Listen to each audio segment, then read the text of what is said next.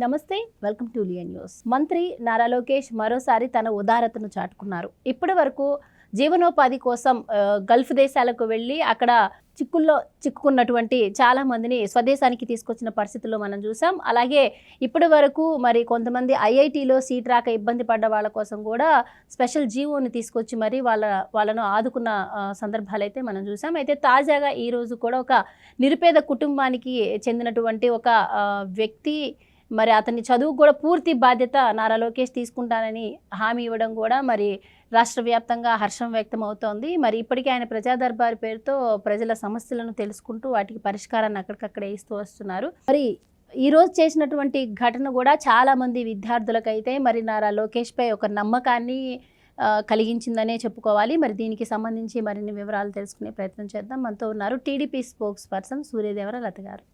నమస్కారం మేడం. నమస్తే మేడం, మంత్రి నారా లోకేష్ మంత్రి అయిన తర్వాతనే చాలా యాక్టివ్ అయ్యారనే చెప్పుకోవాలి. ఎందుకు అంటే గతంలో ఆయన మంత్రిగా చేసినప్పుడు వేరు, ఇప్పుడు మంత్రిగా చేసినప్పుడు కూడా చాలా డిఫరెన్స్ అయితే ఆయనలో కనిపిస్తూ వస్తుంది.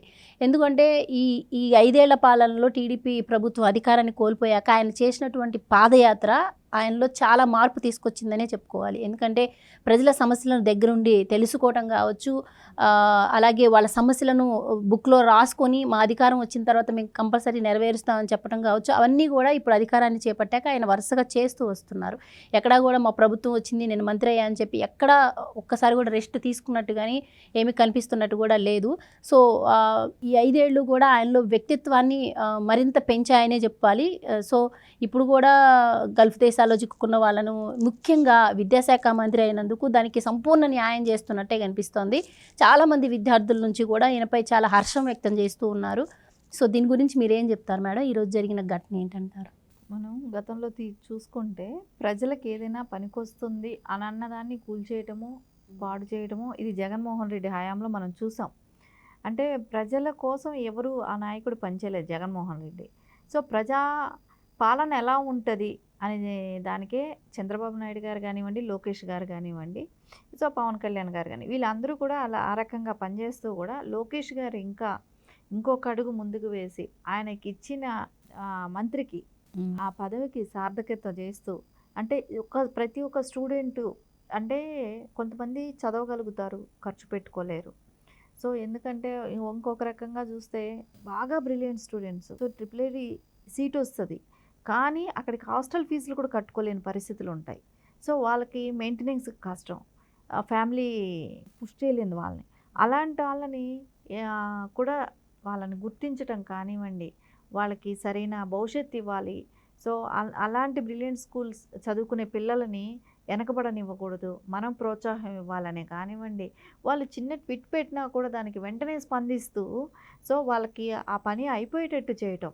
సో ఎంత ఫీజు అయినా పర్లేదు, నువ్వు ఎక్కడ చదువుకుంటావో చదువుకో, సో మేము భరోసా ఇస్తున్నాం, తెలుగుదేశం భరోసా ఇస్తుంది, సో నేనున్నాను, నువ్వెంత చదువుతావో చదువు అనే ఒక భరోసా ఇవ్వటం అనేది అదే అనిపిస్తుంది కదా. ఆయనకి ఇచ్చిన పదవికి ఆయన చేస్తున్న పనికి చక్కగా ఫుల్ఫిల్ చేసేస్తున్నారు. మనం ఇది కూడా చూసాం, మంగళగిరిలో కూడా ఆయన ఎలా అయితే ప్రజలతో మమేకం అయిపోతున్నారు. సో వాళ్ళకి ప్రతి చిన్న ఇష్యూను కూడా మాకేంటి మా ఎమ్మెల్యే ఉన్నాడు చూసుకుంటారు అనే భరోసాతో వెళ్తున్నారు.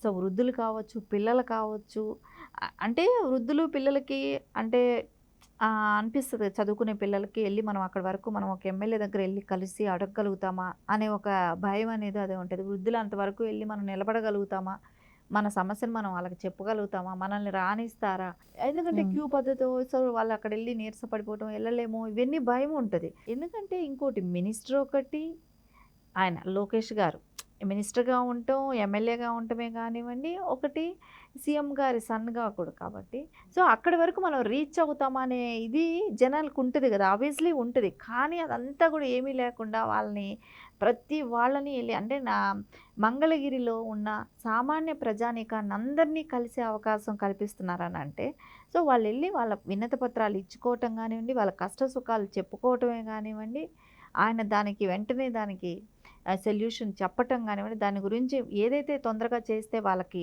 ఆ ప్రాబ్లం నుంచి బయటపడతారనే చూసి ఆయన ఆ రకంగా ఆయన ముందుకెళ్ళటం కానీ ఇవన్నీ అసలు అంటే ఈయన చూస్తే ఇప్పుడు అనిపిస్తుంది. ఇంకా ఇప్పుడు చాలామంది కొత్త ఎమ్మెల్యేలు ఉన్నారు ఈ టర్మ్లో కూడా మనం చూసాం. సో మినిస్టర్స్ కూడా అదేలాగా ఉన్నారు కొత్తగా వచ్చిన వాళ్ళు. సో ఒక ఎగ్జాంపుల్ అంటే బాబు గారితో పోటీ పడలేకపోవచ్చేమో కానీ ఎవరైనా లోకేష్ గారితో కూడా పడలేరు అనేటట్టు తయారయ్యారు. లోకేష్ గారు కూడా అంతే ఫాస్ట్గా వెళ్ళిపోతున్నారు. బాబు గారు అంటే ఆబ్వియస్లీ అట్లా చూసి పెరిగారు కాబట్టి బాబు గారు ఎన్ని గంటల పని చేస్తున్నారు, సో నేను ఎందుకు పని చేయకూడదు, నేను అలా చేయాలి అనే ఒక ఇది లోకేష్ గారిలో కూడా వచ్చేసింది. సో అదే రకంగా ప్రజల్లోకి వెళ్ళటం కానివ్వండి, సో గల్ఫ్ కంట్రీస్లో ఎక్కడైనా తెలుగు వాళ్ళు వెళ్ళిపోయి ఇబ్బంది పడుతూ ఉంటే కూడా వాళ్ళని వెనక్కి రప్పించటం కానివ్వండి, ఆ కుటుంబాలకు అండగా ఉండటం కానివ్వండి, ఇవన్నీ చూస్తూ ఉంటే చాలా అంటే ఇన్ని 5 సంవత్సరాలు పడ్డ శ్రమ ప్రజలు సో ఒక్కొక్కటి మర్చిపోయే అవకాశాలను కూడా లోకేష్ గారు కల్పిస్తూ ఉన్నారు. ఎందుకంటే వాళ్ళకి అందుబాటులో ఉంటాం. సో నాట్ ఓన్లీ మంగళగిరే కాదండి, ఎవ్వరు ఏపీలో ఉన్న వాళ్ళందరికీ కూడా చక్కగా అవకాశం కల్పిస్తూ ఎవరికి ఏ పని ఉన్నా కూడా ఆయన అందుబాటులో ఉండటం. మీరన్నట్టు విద్యార్థులకు కూడా ఒక భరోసా వచ్చింది. అంటే మంత్రి గారంటే ఎక్కడో ఉంటారు, మనం వెళ్ళగలుగుతామా లేదా అనుకున్న వాళ్ళకి ఒక చిన్న ట్వీట్ పెట్టినా, ఒక వాట్సాప్ మెసేజ్ పెట్టినా కూడా స్పందించడం అంటే మామూలు విషయం కాదు కదా. అంతే కదా. సో బాబు గారు ఇప్పుడు అన్నీ మనం బాబు గారి దగ్గరికి వెళ్ళి చెప్పుకోవాలా అనే ఒక ఇది కూడా ఉంటుంది. అంటే సీఎం కదా, సో అక్కడికి వెళ్ళాలని అది లేకుండా ఏ మినిస్టర్ దగ్గరికి ఏ పదవిలో ఉన్న ఆ మినిస్టర్ దగ్గరికి వెళ్తే మన పనులు అవుతాయి. అంటే సో ఇట్లాంటి చిన్న చిన్న పనులు అంటే విద్యార్థులకి వాళ్ళకి మెయిన్ ఎడ్యుకేషన్ ఇంపార్టెంట్. సో బాగా చదవగలుగుతారు కానీ వాళ్ళకి ఫీజు కట్టుకోలేరు. ఇలాంటి వాళ్ళు చాలామంది ఉంటూ వాళ్ళకి లాస్ట్ గతంలో మనం చూసాం అలా కట్టుకోలేక ఎంతమంది చదువుకోకుండా ఆగిపోయారు. ఎందుకంటే సరైన వసతులు లేక కానివ్వండి, ఇవన్నీ మనం చూసినప్పుడు ఖచ్చితంగా ఇప్పుడు లోకేష్ గారు ఉండటంలో విద్యార్థుల అందరిలో కూడా ఒక భరోసా వచ్చింది. రేపొద్దున ఐటీని కూడా అదేలాగా ముందుకు తీసుకెళ్తారు కాబట్టి వాళ్ళ చదువులకిను ఐటీకి సంబంధించిన మినిస్టర్గా లోకేష్ గారు ఉండటం అనేది యువతకంతా కూడా ఒక అదృష్టంలాగా ఒక భరోసా కలిగిన నాయకుడి చేతిలో యువత భవిష్యత్తు ఉంది కాబట్టి ఖచ్చితంగా అందరూ కూడా చూడండి ఈ 5 ఇయర్స్లో లోకేష్ గారు ఈ టర్మ్ మొత్తంలో కూడా ఎంత చేంజెస్ తీసుకొస్తారో డెఫినెట్గా. అంటే గత ప్రభుత్వాలు చెప్పాయి ప్రజల వద్దకు పాలన అని, కానీ ఇప్పుడు దాన్ని లోకేష్ గారు చేసి చూపిస్తున్నారు అనుకోవచ్చా? ఖచ్చితంగా కదా. ఎందుకంటే మనము ప్రజల్లో ఎలాంటి వాళ్ళు వచ్చినా అంటే ఇక్కడ యాక్చువల్లీ అంటే గత ప్రభుత్వంలో ఎలా ఉండేదంటే ఏదో కాంట్రాక్ట్ వర్కులకు అలా అలా వాళ్ళు వెళ్ళి కలిసేవాళ్ళు. కానీ ఇక్కడ అట్లా కాదు కదా, వాళ్ళ చిన్న ప్రాబ్లం కూడా తీసుకెళ్ళి ఆయన దాకా చెప్పుకోగలుగుతున్నారు.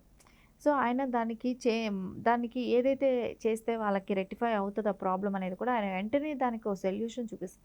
ఇవన్నీ జరుగుతున్నాయి అని అంటే ఖచ్చితంగా ఆయన ఎంత వర్క్ చేస్తున్నారు అక్కడ, సో ఎంత పని మీద ఉన్నారు. సో 18 గంటలు పని చేయిస్తే కానీ అవ్వదు. సో ఆయన పొద్దున్నే 7:30 8కి అంతా మంగళగిరి ప్రజల్ని కలవటానికి రెడీ అయిపోతున్నారని అంటే సో దానికి ముందు ప్రిపరేషన్ ఎంత ఉంటుంది. సో దాని తర్వాత 10 నుంచి మళ్ళీ ఆయనకి సెక్రటరియట్కి వెళ్ళటం కానీ ఇవన్నీ ఉంటాయి కదా. సో ఆఫీస్కి వెళ్ళటం ఇలాంటివన్నీ ఉంటాయి కదా. ఖచ్చితంగా ఆయన ఎట్లాగంటే ప్రతిరోజు కూడా మనం టైం వృధా కాకూడదు, మనం ప్రతినిత్యం ప్రజల్లో ఉండాలి అనే ఒక ఆలోచనలతో సో ఇంకా దూసుకుపోతున్నట్టే కనపడుతున్నారు ఎక్కడ ఒక అడుగు. అంటే గతంలో లోకేష్ గారికి చేసిన ట్రోల్స్ ఏ ప్రజానాయకుడికి జరుగుండవు. సో అవన్నీ కూడా నిలబడ్డారు, స్ట్రాంగ్ అయ్యారు. సో ఖచ్చితంగా ఆయన పడ్డ కష్టం చాలా కష్టపడ్డారు. ఎందుకంటే యువకాలంలో మనం చూసాం ఎంత కష్టపడ్డారు అనేది ఆ టైంలో. సో ఎన్ని రకాల ఇబ్బందులు పెట్టారు. సో గతంలో నేను ఒకటే చెప్తున్నా, గతంలో ఎంతమంది నాయకులు పాదయాత్ర చేసి ఉండొచ్చు, ఎవరైనా సరే రాజశేఖర రెడ్డి గారు అవ్వచ్చు, బాబు గారి పాదయాత్రలు కావచ్చు, జగన్మోహన్ రెడ్డి పాదయాత్ర, షర్మిల పాదయాత్ర. సో ఇవన్నీ చూసింది ఒక ఎత్తు, లోకేష్ గారి పాదయాత్ర ఒక ఎత్తు. ఎందుకంటే అపోజిషన్ లీడర్గా ఈయన వెళ్తుంటే పాదయాత్రకి జగన్మోహన్ రెడ్డి సీఎంగా ఎన్ని రకాల ఇబ్బందులు కలిగించాడు. సో ఎన్ని రకాల ఇది అసలు లిటరల్గా దాడులు చేయించాడు. ఆ టర్మ్లోనే బాబు గారిని అరెస్ట్ చేయించడం, ఎన్ని రకాల ఇబ్బందులు పెట్టాడు. సో ఎక్కడ వెనకడ వేయకుండా దాన్ని కంప్లీట్ చేసి సక్సెస్ఫుల్గా ఈరోజు లోకేష్ గారు అంటే ఆయన పడ్డ కష్టం అంటే ఆ పాదయాత్ర టైంలో ప్రజల ఇబ్బందులన్నీ కూడా దగ్గరగా చూడటం జరిగింది. సో విలేజ్లకు వెళ్ళినా కానివ్వండి, ఎక్కడైనా మీటింగ్లు పెట్టినా కానివ్వండి, వాళ్ళ బాధ్యతలు ఏంటి, వాళ్ళ ప్రాబ్లమ్స్ ఏంటి, వాళ్ళు దేంతో అక్కడ కష్టాలలో ఉన్నారు, ఇవన్నీ కూడా ఆయన చూశారు కాబట్టి సో ఖచ్చితంగా ఇదివరకు ఉన్న నాయకులు చేసిన పాదయాత్ర వేరు, లోకేష్ గారు చేసిన పాదయాత్ర వేరు. డెఫినెట్‌గా దానికి పడ్డ కష్టానికి ఆయన అంత కష్టపడ్డాను నేను, అంత చేశాను. కానీ ఆ రోజు నేను ఆ ప్రజలను కూడా ఎంతెంత కష్టాల్లో ఉన్నారు. వాళ్ళకి కూడా అదేలాగా వైసీపీ వాళ్ళ కార్యకర్తలకే కావచ్చు, ప్రజలకే కావచ్చు, అందరికీ ఇబ్బందులు కలిగించారు. అది వాళ్ళు ఆ కష్టం నుంచి వాళ్ళు బయట రావాలి అనే ఒక ధ్యేయంతోనే పనిచేస్తున్నారు లోకేష్. అండ్ ఇటు మీరు చెప్పారు విద్యాశాఖ మంత్రిగా కాకుండా ఐటీ శాఖ మంత్రిగా కూడా ఆయన చాలా దూకుడుగానే వ్యవహరిస్తున్నారు. ఎందుకంటే అంది వచ్చిన ప్రతి అవకాశాన్ని కూడా ఆంధ్రప్రదేశ్కి ఎలా ఉపయోగపడుతుందని ఆలోచించిన సందర్భాలు కూడా మనం చూస్తున్నాం. మొన్నటికి ఈ మధ్య కర్ణాటకలో కూడా అక్కడ స్థానికులకే ఉద్యోగాలు అన్న నేపథ్యంలో నాస్కామ్ వాళ్ళకి పెట్టిన ట్వీట్పై కూడా నాస్కామ్ వాళ్ళు స్పందించి ఆంధ్రప్రదేశ్లో మరి ఐటీ కంపెనీ నెలకొల్పడానికి రావడానికి సముచితంగా వ్యక్తం చేయడం కానీ ఇవన్నీ కూడా మనం చూస్తున్నాం. మరి జగన్మోహన్ రెడ్డి పాలనలో ఈ 5 ఏళ్లలో అసలు ఐటీ రంగమే పడిపోయింది. అసలు ఐటీ మినిస్టర్ ఎవరో కూడా చాలామందికి తెలియని సందర్భాన్ని మనం చూసాము. సో ఆ రకంగా చూసుకున్నా కూడా మరి లోకేష్ గారి కార్యాచరణ ఎలా ఉంటుందంటారు? మనం గతంలో చూసినాం ఐటీ మినిస్టర్ మీరు దావోస్ మీటింగ్కి వెళ్ళలేదా అని అంటే ఏం చెప్పాడు, అక్కడ చలి ఎక్కువ ఉంటుంది, సో అక్కడికి వెళ్ళలేము అని చెప్పాడు. అంటే వీళ్ళు బయట వెళ్ళి కూడా ఇన్వెస్ట్ చేసే వాళ్ళని తీసుకురావడానికి కూడా కష్టపడ్డారనమాట. వీళ్ళని నమ్మి ఎవరు కూడా రాలేదు. సో ఈరోజు నారా చంద్రబాబు నాయుడు గారి మీద నమ్మకమే కానివ్వండి, లోకేష్ గారు ఐటీ మినిస్టర్గా ఉన్నారు, కష్టపడే తత్వం ఉన్న వ్యక్తి, ఆయన అనుకున్నదంటే పని చేస్తారు, సక్సెస్ఫుల్గా కంప్లీట్ చేయగలుగుతారు అనే ఒక నమ్మకంతో భరోసాతో ఈరోజు అన్నీ కూడా వస్తున్నాయి. కానీ గతంలో కూడా ఆయన ఉన్నప్పుడు చాలా వరకు ఐటీ కంపెనీలు అప్పుడే వచ్చాయి, లోకేష్ గారి హయాంలో వచ్చాయి కానీ దాన్ని ఇంకా ముందుకు తీసుకెళ్ళటానికి ఆయన చాలా వరకు కొన్ని ప్లేసులని ఐటీ హబ్గా కూడా పెట్టారు. సో అవన్నీ అయ్యేటప్పుడు మళ్ళీ ఎలక్షన్స్ రావటమే కానివ్వండి, దాని మూలన కొంచెం పెండింగ్ అవటం కూడా జరిగింది. కానీ మళ్ళీ ఈరోజు మళ్ళీ ఐటీ కంపెనీస్ అన్నీ కూడా మళ్ళీ రిటర్న్ వస్తున్నాయి. లోకేష్ గారి మీద ఉన్న నమ్మకంతో ఖచ్చితంగా అవన్నీ కూడా ముందడుగు వస్తాయి. అన్ని రకాలుగా కానివ్వండి, యువత విద్యలో కానివ్వండి, ఉపాధిలో కానివ్వండి, అంటే ఉద్యోగ అవకాశాలు, అంటే ఐటీ మూలాన అంటే ఇప్పుడు మనం చూస్తున్నాం ఎవరైనా ఇంజనీరింగ్ కంప్లీట్ చేస్తే పక్క రాష్ట్రాలు ఎత్తుక్కుంటున్నారు. తమిళనాడు వెళ్దామా, హైదరాబాద్ వెళ్దామా, బెంగళూరు వెళ్దామా అన్నట్టు పక్క రాష్ట్రాల మీద డిపెండ్ అవుతున్నారు. అంటే బోర్డర్ పక్కన రాష్ట్రాలకు అన్నిటికీ. కానీ అది లేకుండా చేస్తారు. ఇప్పుడు చూడండి మీరు లోకేష్ గారికి ఇప్పుడు ఐటీవి సంబంధించినవన్నీ వస్తున్నాయి కాబట్టి ఖచ్చితంగా ఇంకా మీరు 2 ఇయర్స్ 3 ఇయర్స్ టర్మ్లో చూసుకుంటే ఎవ్వరూ కూడా ఏపీలో చదువుకున్న వాళ్ళు బయట వెళ్ళి ఉద్యోగాలు చేసే పని కూడా ఉండదు. అందరూ స్వచ్ఛందంగా వాళ్ళ ఇళ్లలో, ఎందుకంటే ఈవేళ రేపు ఇళ్లలో వర్క్ ఫ్రమ్ హోమ్ చేసుకుంటున్నారు. సో పక్కాగా ఇంకా నేను అనుకుంటాను విలేజ్లు కూడా, ఎందుకంటే చక్కగా ఇంట్లో కూర్చొని వర్క్ ఫ్రమ్ హోమ్ అంటే ఇంట్లో కూర్చొని చేయొచ్చు. ఐటీ మినిస్టర్ కాబట్టి ఆల్రెడీ మనం ఇదివరకే చూసాం నెట్ ఎంత లోకేష్ గారి హయాంలో నెట్ ఏ విధంగా 4G కూడా ముందుకు తీసుకొచ్చారు, ఇప్పుడు 5G కూడా తీసుకొస్తారు.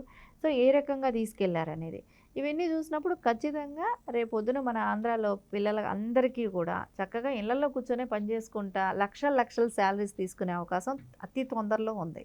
Thank you so much. Thank you.